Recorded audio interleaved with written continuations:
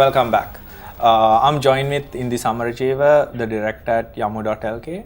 Hi Indi, welcome to the show. Hey Kalinga, thanks for having me. Why don't you give us a small intro about yourself? Me, okay. So I'm a Kalu Suddha. Yeah. I born in Canada, grew up in America, came back here.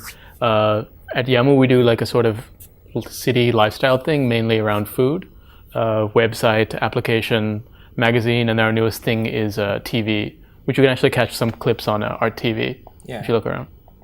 So basically, when you say TV, are you really on TV or you're on the net? No, we're on like Ghetto TV. We have some like DSLRs, and it's almost all on the net. But we can hit about 2 million views a month on Facebook. And about half of that is like... That's bigger than most TV channels.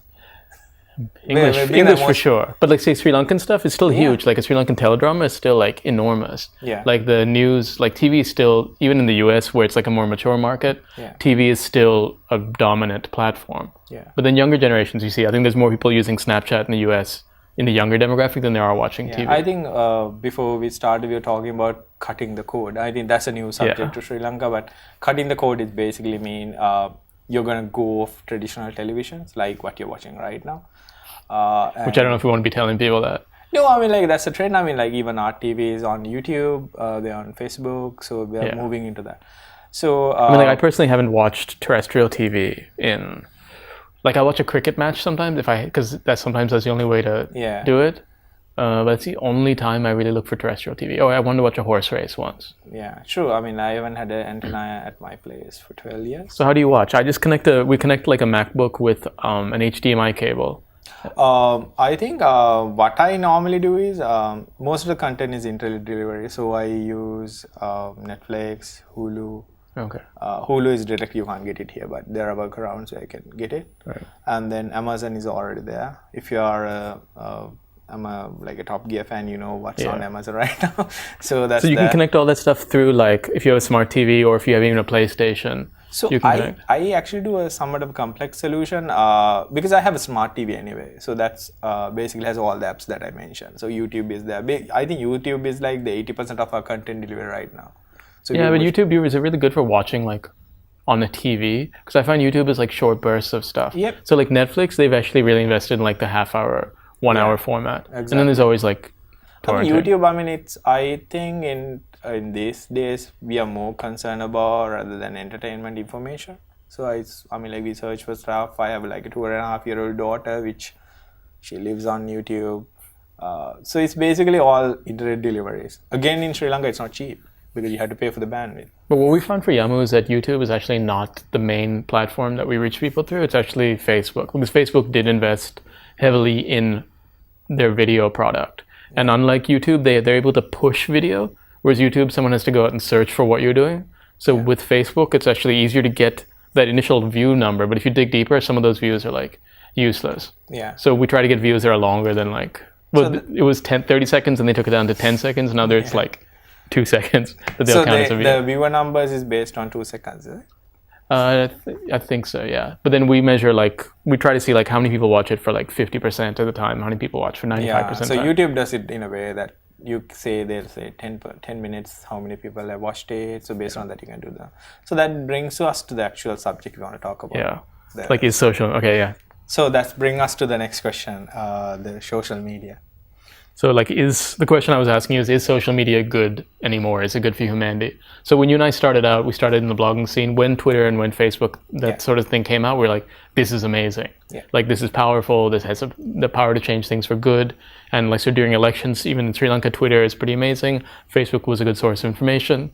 But now I think we're getting to a point in the life cycle of these technologies where maybe they're not like good for humanity anymore. Especially information-wise, it's all garbage. I mean, Facebook, like, there's a major problem now where there's like a strong incentive to produce content that isn't true. Yeah. So you find some group, like say Donald Trump supporters, and you give them news like, you know, Barack Obama is like a Muslim and he's going to eat your children. It's like not true. But like if you push that fake news to them, they'll share it, they'll eat it up. There's an incentive for that. Whereas if you post something about like something detailed, like say in Sri Lanka about like, say mini hydropower and how it's like bad for the environment, that like won't get shares. But if you do some racist rant or something, that gets spread. So the question is like, what does that do like to our society? Yeah. And like, what do we want? Because fundamentally, I think you have to ask, what do we want these technologies to do?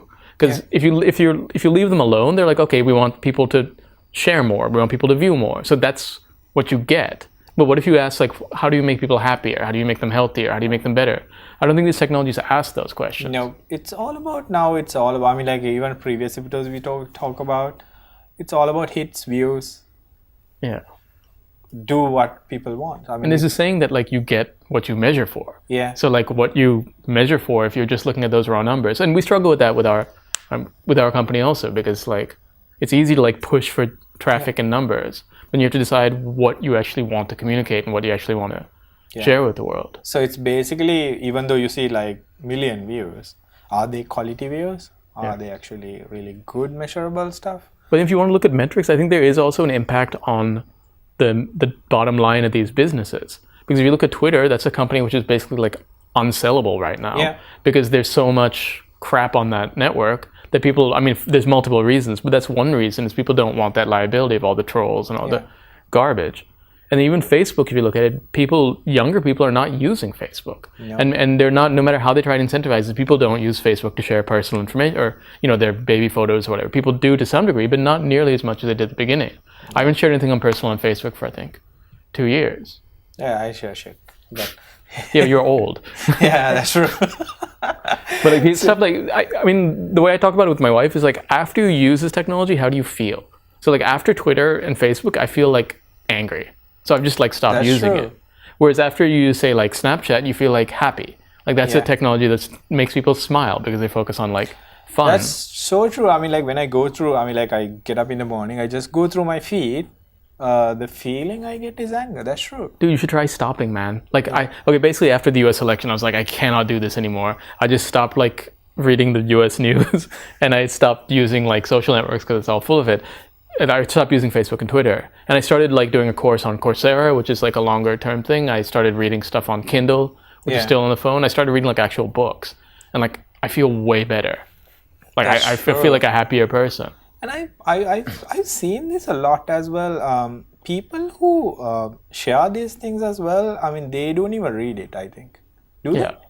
Well, I mean, you know that, okay, so we produce like content, right? And the assumption when you produce content is that someone will like watch it or that they'll read it. But a lot of people don't. They read title. I'm not saying they should either, but they read the title or they read the beginning of it. So we front load stuff. If we write something, we try to put as much information at the front so someone who's not reading it can get some information. And if you do a video, people drop off in like 5 seconds.